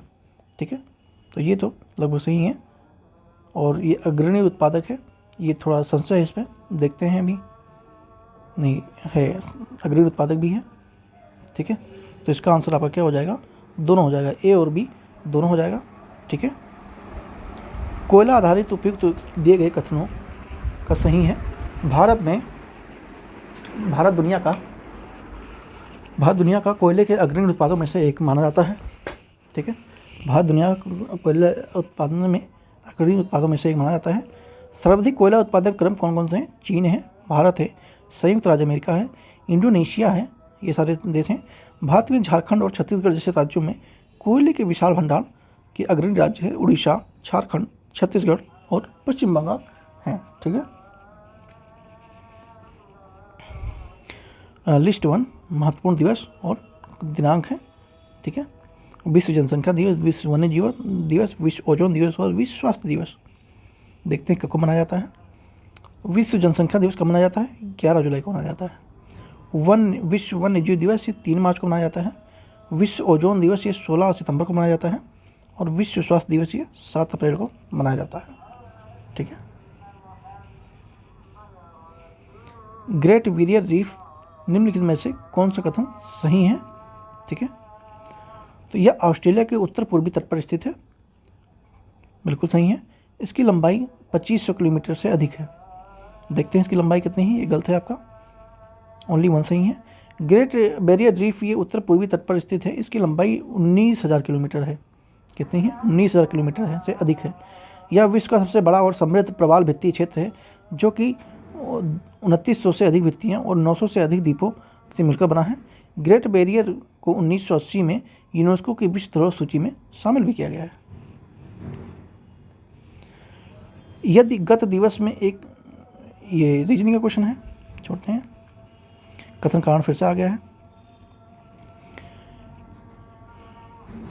एक शर्त अनुबंध मुख्य उद्देश्य के लिए आवश्यक शर्त है। शर्त का उल्लंघन क्षतिपूर्ति दावा करने के लिए अधिकार देता है, ना कि अनुबंध अस्वीकार करने के लिए देता है। तो इसका आंसर क्या है? ए सत्य है किंतु आर असत्य है। एक शर्त अनुबंध के मुख्य उद्देश्यों में एक शर्त आवश्यक है। शर्त का उल्लंघन अनुबंध को अस्वीकार करने का अधिकार तो देता है, न कि क्षतिपूर्ति को दावा करता है। अतः अब कथन ए और कारण आर असत्य है। अब कथन ए सत्य है और कारण आर गलत है। मिनी माटर रोग क्या कहलाता है? ठीक है, मिनी माटर रोग क्या कहलाता है? तो ये मरकरी प्रदूषण कहलाता है। क्या कहलाता है? मरकरी प्रदूषण। मिनी माटर रोग के कारण मरकरी प्रदूषण जल में होता है और यह न्यूरोकोलॉजिक सिंड्रोम है, जो गंभीर पारा विषाद के कारण मई 1956 में यह रोग पहली बार आधिकारिक तौर पर जापान के क्यूशू द्वीप में दक्षिण पश्चिमी क्षेत्र में मिनीमाटा शहर में खोजा गया था और इसीलिए नाम इसका मिनीमाटा रोग रखा गया था। ठीक है, कहाँ खोजा गया था? ये जापान में खोजा गया था। जापान में कहाँ? क्यूशू द्वीप में। कहाँ? क्यूशू द्वीप में। ठोस यांत्रिक गुणों से संबंधित निम्नलिखित कथनों पर कौन सा कथन सही है? रबर का युग गुणांक स्टील की तुलना में अधिक होता है। किसी कुंडली का खिंचाव उसके अपरूपण गुणांक द्वारा निर्धारित होता है। ठीक है, तो इसका क्या सही है? ओनली 2 सही है। देखते हैं भी। रबर का यंग गुणांक स्टील की तुलना में कम होता है। इस प्रकार रबर से अधिक प्रशस्त होता है, क्योंकि जब विरूपक बल हटा लिया जाता है तो इस प्रकार रबर की तुलना में ज़्यादा तीव्रता से अपने मूल रूप में लौटता है। भौतिक विज्ञान में है। प्रत्यस्थ बल को परिवर्तित विरोध के रूप में परिभाषित किया गया है। परिवर्तन का विरोध जितना अधिक होगा उतना ही पदार्थ की प्रत्यस्थता होगी।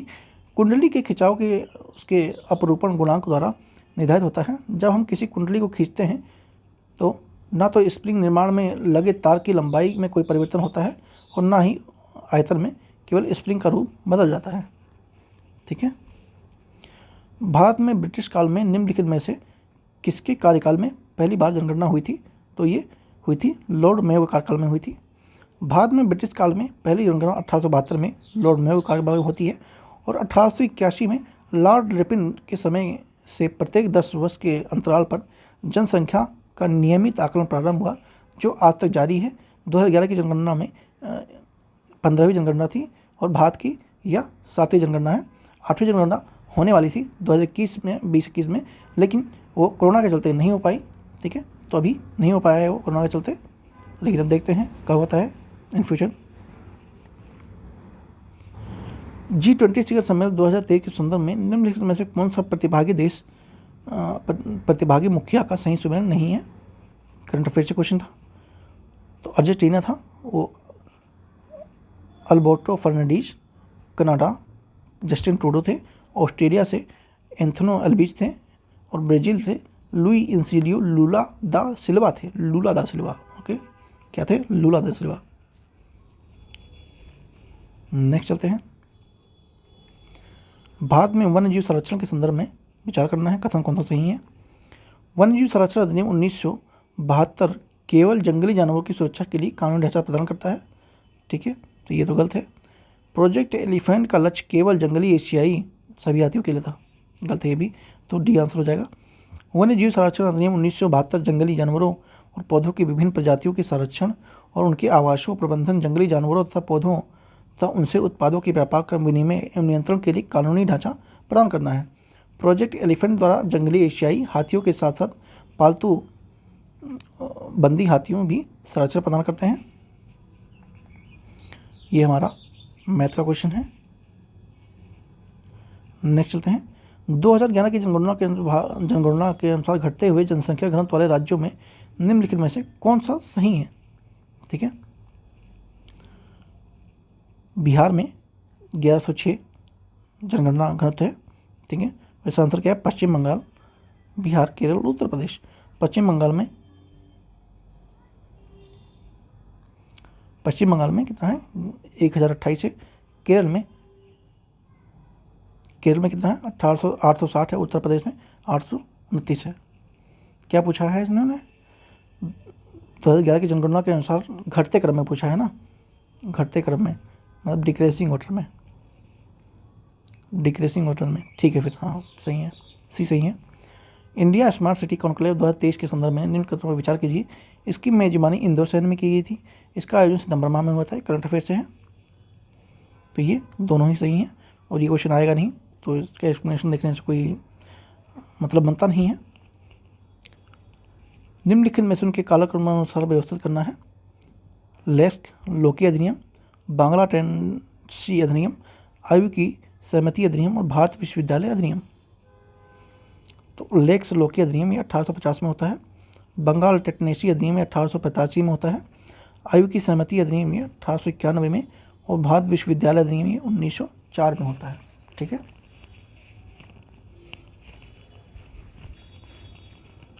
जोड़े हैं, सुमित करना है इनको।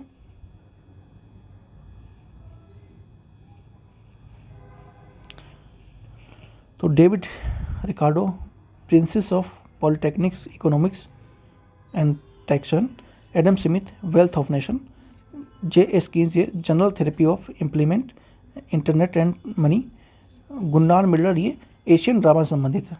ठीक है, मिरात ए सिकंदरी पुस्तक के संदर्भ में कौन सा कदम सही है?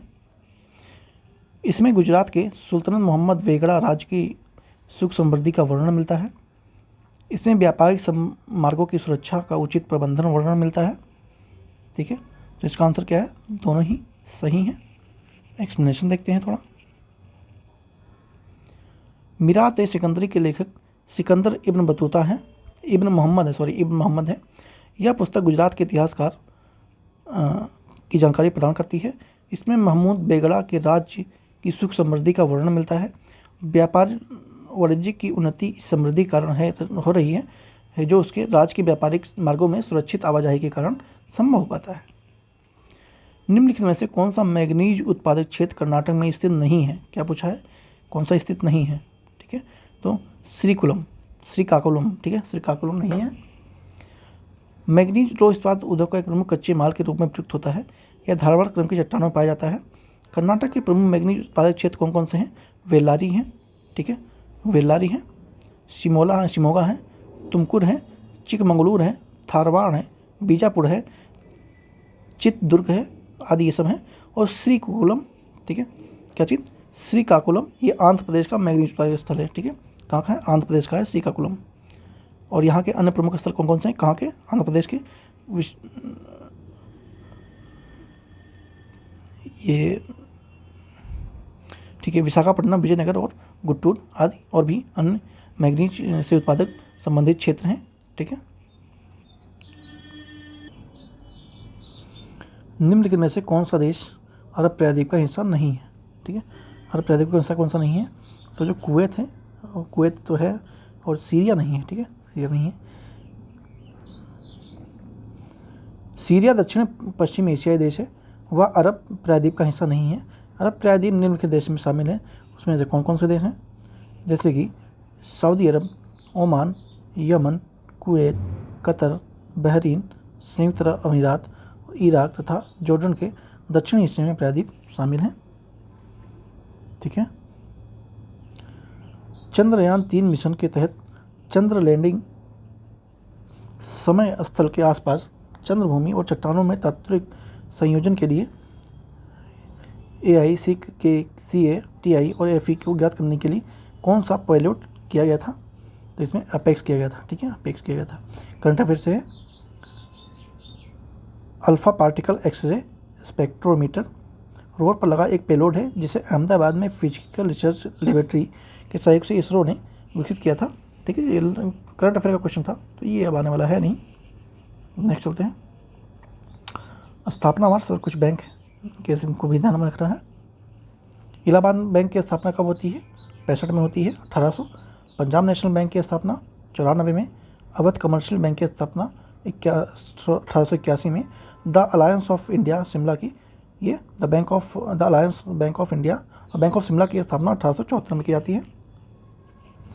समुद्री उत्पादन में विकसित प्राधिकरण के संदर्भ में निम्न कथनों में से कौन सा कथन सही है? ठीक है, एम्पेरा की स्थापना 1972 में होती है। इसका मुख्यालय कोलकाता में है। कहाँ पे? कोलकाता में है। तो ये केवल कोलकाता वाला ही सही है, 72 में नहीं हुई है। देखते हैं कब हुई है।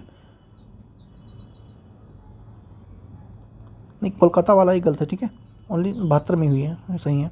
इसका उत्पादक प्राधिकरण उत्तर एम्पेडा का स्थापना 1972 के में दौरान संसद के एक अधिनियम द्वारा स्थापित किया गया था।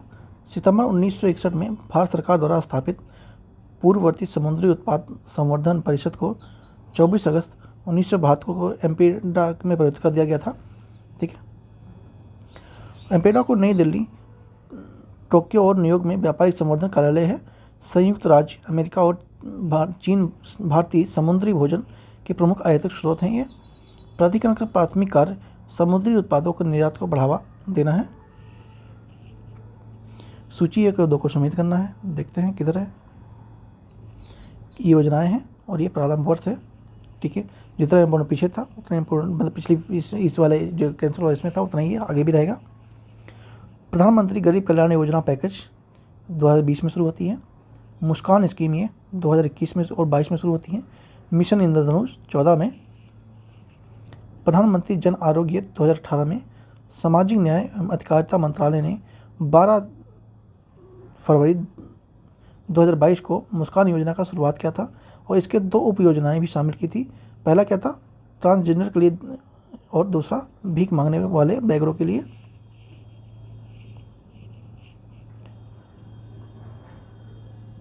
लेखांकन व्यवसाय भाषा है।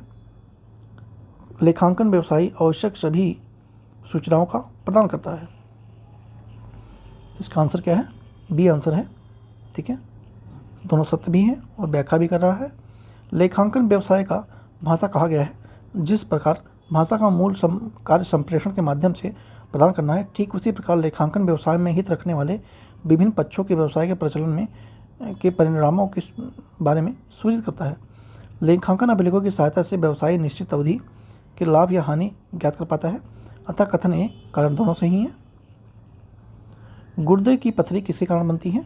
तो ये ऑक्सोलेट क्रिस्टलीकरण के कारण बनता है। गुर्दे की पथरी कैल्शियम ऑक्सोलेट क्रिस्टलीकरण के कारण बनती है। गुणों के आकार में सेम के बीज समान होते हैं। गुण कार्य निम्नलिखित हैं। रक्त हाइड्रोजन आयन सांद्रता का नियंत्रण करता है। शरीर में उपापचय क्रिया के फलस्वरूप उत्पन्न अपशिष्ट पदार्थों को मूत्र के रूप में बाहर निकालता है। शरीर में परासरण नियंत्रण द्वारा गुर्दा जल की निश्चित मात्रा बनाए रखता है। कुछ पोषक तत्वों में औषधि शेष भाग जैसे शर्करा, अमीनो अम्ल आदि निष्कासन भी करता है। रुधिर तथा उत्तक द्रव्य में जल एवं लवणों की मात्रा को भी निश्चित रूप से दाब बनाए रखता है और साथ में ये रक्त परासरण के दाब तथा उसकी मात्रा को भी नियंत्रण करता है। फिर से कथन और कारण। लाल मिट्टी का रंग लोहे के उच्च अनुपात के बजाय उसके व्यवसाय के प्रसारण से होता है। उनमें आमतौर पर नत्रजन, फास्फोरस और ह्यूमस की कमी होती है। ठीक है, तो इसका ए और आर दोनों सत्य हैं, किंतु आर ए का सही व्याख्या नहीं करता है। क्यों नहीं करता है? देखते हैं। लाल मिट्टी का रंग लोहे के उच्च अनुपात के बजाय उसके व्यापक प्रसार के कारण होता है। ज्योलिज होने के कारण यह पीली दिखाई देती है। महीन कणों वाली लाल और पीली मृदाएं अनुवर होती हैं और इसमें समानांतर नाइट्रोजन, फास्फोरस और ह्यूमस की कमी होती है। इसका विस्तार कहाँ पे है? तमिलनाडु में है, सर्वाधिक है कर्नाटक, महाराष्ट्र, आंध्र प्रदेश, छत्तीसगढ़, उड़ीसा, झारखंड राज्य क्षेत्रों में देखने को मिलता है। प्रथम मानव निर्मित रूबी लेजर निम्नलिखित में से कौन सा कथन सही है? रूबी लेजर के बारे में, रूबी लेजर नीले प्रकाश के पुंज को उत्पन्न करता है। रूबी लेजर ने लाल प्रकाश पुंज के उत्पन्न किया है, ठीक है। तो इसका आंसर क्या है? ओनली 2 सही है। प्रथम मानव निर्मित रूबी लेजर पहली बार 1960 में ह्यूमस रिसर्च लेबोरेटरीज भौतिक विज्ञानी थियोडोर एच मेमन ने विकसित किया था। रूबी लेजर लाल प्रकाश पुंज से उत्पन्न किया गया था, न कि नीले प्रकाश पुंज से उत्पन्न किया गया था, ठीक है। रूबी लेजर 694.3 HM के तरंग दैर्ध्य के अनुसार सुसंगत दृश्य प्रकाश स्पंद का उत्पन्न करते हैं, जो एक गहरा लाल रंग है। रूबी लेजर का ठोस अवस्था लेजर है, जो कि कृत्रिम रूबी क्रिस्टल अपने एक माध्यम के रूप में उपयोग करता है। कुछ उत्सव हैं और केंद्र शासित प्रदेश हैं को मैच करना है, ठीक है। डायरेक्ट आंसर पे चलते हैं, क्योंकि काफ़ी वैसे भी लंबा वीडियो हो गया है और क्वेश्चन पढ़ के मतलब है नहीं इतना कोई, क्वेश्चन देखना जरूरी, तो हम देख लिए हैं। देखते हैं हॉर्नबिल पर्व कहाँ मनाया जाता है? नागालैंड में मनाया जाता है, ठीक है। संघाई पर्वत ये मणिपुर में मनाया जाता है। राजहंस पर्व ये आंध्र प्रदेश में मनाया जाता है, ठीक है। संघाई पर्व, हॉर्नबिल पर्व और राजहंस पर्व नागालैंड, मणिपुर और आंध्र प्रदेश में मनाया जाता है। और हेमिस पर्व ये लद्दाख में देखने को मिलता है।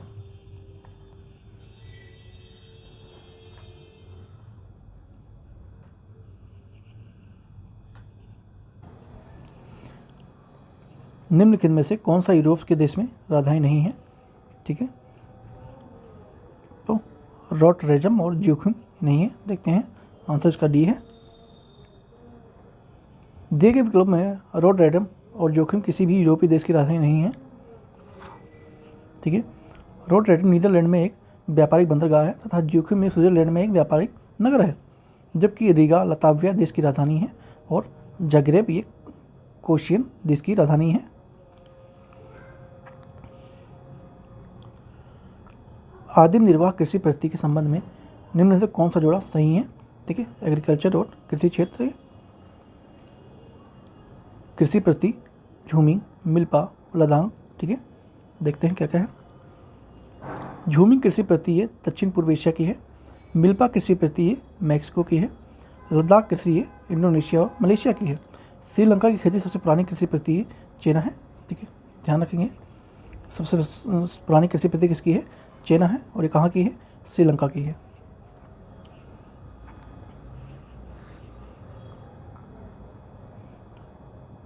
ऑपरेशन अजय के संबंध में विचार करना है। विदेश मंत्री एस जयशंकर ऑपरेशन अजय की शुरुआत करने की घोषणा किया था। यह युद्धग्रस्त इजराइल और में फंसे भारतीयों को वापस लाने के लिए प्रारंभ किया गया था। तो ये इसका आंसर दोनों सही है। विदेश मंत्री एस जयशंकर ऑपरेशन अजय की शुरुआत करने के लिए घोषणा किया था और यह युद्धग्रस्त इजराइल में फंसे भारतीयों को वापस लाने के लिए प्रारंभ किया गया था। इजराइल और हमास के बीच जारी भीषण जंग के बीच भारत अपने नागरिकों को सुरक्षित वापस करने के लिए अभियान शुरू किया था। इस बचाव में अभियान के लिए विशेष चार्टर फ्लाइट को लाया गया था, जो कि इजराइल में सभी मेडिकल छात्रों को लगभग 20,000 भारतीयों को फंसे थे उनको लाया गया था वापस। निम्नलिखित में से कौन सा युग सुमेलित नहीं प्रदान नहीं करता? ठीक है, देखते हैं कौन सा नहीं मैच कर रहा है। डायरेक्ट आंसर भी चलते हैं। पहला ही मैच नहीं कर रहा था। अनुच्छेद 124 उच्चतम न्यायालय की स्थापना का गठन प्रावधान करता है, जबकि उच्चतम न्यायालय का अभिलेख न्यायालय होना अनुच्छेद 129 का प्रावधान है। ठीक है, और अनुच्छेद 132 उच्चतम न्यायालय के अपील अधिकार के उसमें वर्णन है। अनुच्छेद 136 में उच्चतम न्यायालय के द्वारा अपीलीय क्षेत्रों का विशेष इजाज़त दी गई है और अनुच्छेद 143 में उच्चतम न्यायालय की परामर्श शक्ति को उल्लेख किया गया है। पिछवाई चित्रकला किस देवता से संबंधित है? तो ये किससे संबंधित है? श्रीनाथ जी से संबंधित है, कृष्ण से। पिछवाई चित्रकला श्रीनाथ यानी कृष्ण देवता से संबंधित है। पिछवाई पेंटिंग पारंपरिक भारतीय कला का एक रूप है जिसकी उत्पत्ति भारत के राजस्थान के नाथद्वार शहर में 400 साल पहले हुई थी। इन्हें आमतौर पर नाथ जी श्री मूर्ति के पीछे लटकाया जाता था। जो कृष्ण की एक स्थानीय रूप है। पिछवाई पेंटिंग में जटिल डिजाइन और जीवंत रंग होते हैं जो भगवान कृष्ण के जीवन लीला को दर्शाते हैं। ठीक है। साइमन कमीशन के संदर्भ में निम्न कथनों पर विचार करना है। इसे 2 बार भारत का दौरा किया था। इसका दूसरा दौरा 11 अक्टूबर 1929 से लेकर अप्रैल 1930 तक था। देखते हैं इसका आंसर क्या है। बी आंसर है। ठीक है, यानी कि ओनली 1 सही है। साइमन कमीशन ने कुल 2 बार भारत का दौरा किया है। पहली बार फरवरी मार्च 1928 में किया आया था, जबकि दूसरी बार यह अक्टूबर 1928 में भारत आया था। साइमन कमीशन ने मई 1930 में अपनी रिपोर्ट प्रस्तुत की थी और यह रिपोर्ट 27 मई 1930 को ब्रिटिश सरकार द्वारा प्रकाशित भी की गई थी। साथ में भारत के जो राज सचिव लॉर्ड बर्किनहेड थे वो 8 नवंबर 1927 को सर जॉन साइमन की अध्यक्षता में एक संवैधानिक आयोग का गठन भी किया था। इसमें कुल 7 सदस्य थे और ये 7 तो सदस्य अंग्रेज थे। इसको छोड़ते हैं, ये भी छोड़ते हैं। मैथ के क्वेश्चन है। ठीक है,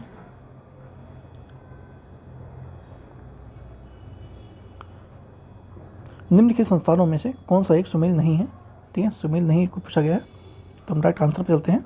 संस्थान यहाँ पे हैं और स्थान यहाँ पे हैं, तो बी इसमें सुमेल नहीं है। भारतीय कृषि अनुसंधान परिषद, ये बनारस में लिखा हुआ है। बनारस में ना होकर ये कहाँ पे है, ये मेरठ में है, उत्तर प्रदेश में है। ठीक है। भारतीय चारागाह एवं चारा अनुसंधान संस्थान कहाँ पे है, झांसी उत्तर प्रदेश में है। भारतीय कृषि प्रणाली कहाँ पे अनुसंधान कहाँ पे है, मेरठ में है। राष्ट्रीय कृषि उपयोगी सूक्ष्म ब्यूरो ये आपका मऊ में है, ये भी उत्तर प्रदेश में है। और केंद्रीय बकरी अनुसंधान मखदम, ये भी उत्तर प्रदेश में ही आता है। अब आ गए हैं हम अपने लास्ट क्वेश्चन पे। ठीक है, हिंदी का बाकी जो बचा है वो हम नेक्स्ट पार्ट में करेंगे। यहाँ पे हिंदी ही निस्तारी जो प्रश्न था वही वाला है, तो इसको हम नेक्स्ट इसी वीडियो में करेंगे। लॉर्ड कर्जन के द्वारा संदर्भ में कौन सा कथन सत्य यहाँ पूछा गया है। अंग्रेजी साम्राज्य में ग्रेनाइट के चट्टानों पर स्थापित करना, कलकत्ता निगम अधिनियम की घोषणा करना। ठीक है, तो इसमें दोनों ही सही हैं। लॉर्ड कर्जन 1899 से 1905 तक भारत का सर्वाधिक अलोकप्रिय वायसराय था। अलोकप्रिय था, क्या था, मतलब लोग पसंद नहीं करते थे इसे। कलकत्ता निगम की घोषणा के समय इसी के समय में हुई थी। अंग्रेजी साम्राज्य में को सुदृढ़ करने हेतु काफ़ी प्रयास किए गए। तिब्बत में यंग हस्बैंड के नेतृत्व में अभियान भेजा था। किचनार से विवाद के कारण इसने त्यागपत्र दे दिया था। ठीक है, तो यहाँ पे आपका ये 140 क्वेश्चन आपका कंप्लीट होते हैं, मतलब पेपर 1 चीज़ का कंप्लीट होता है। इधर पैटर्न हालांकि चेंज है, हिंदी में साथ में है। ठीक है, लेकिन हम हिंदी अलग से वीडियो में करेंगे। ठीक है, चैनल पर नए हैं सब्सक्राइब जरूर कर लीजिएगा, सब्सक्राइब करना मिलने भूल के, और कमेंट में अपनी राय जरूर दीजिएगा। और वीडियो को लाइक करना भी बिल्कुल ना कर दीजिए करिए। लाइक करने में नहीं क्या कुछ जाता नहीं है, बस थोड़ा अच्छा लगता है कि हाँ लोग पसंद कर रहे हैं। अगर वो पसंद आ रहा है तभी लाइक कीजिएगा, ऐसे ना कीजिएगा। और PDF अगर चाहिए टेलीग्राम से ले सकते हैं। तो मिलते हैं नेक्स्ट वीडियो में। Thank you so much.